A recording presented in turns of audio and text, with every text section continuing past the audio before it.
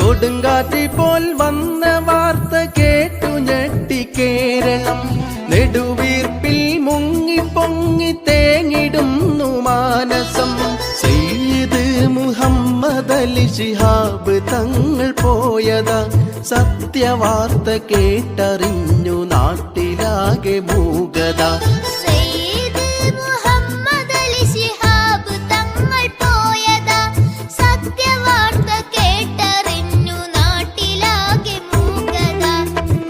പനക്കല തണലിലിത്തിരി നേരം നിൽക്കാനും കൊടുമ പൊങ്ങുന്ന മനസ്സിൻ ഭാരം ഇറക്കി വയ്ക്കാനും.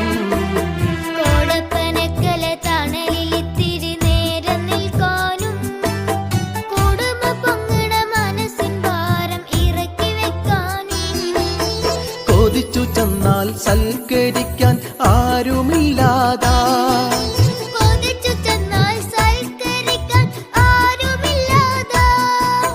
ഒഴിഞ്ഞ സീറ്റിൽ നോക്കി ജനം തരിച്ചു നിൽക്കയായി.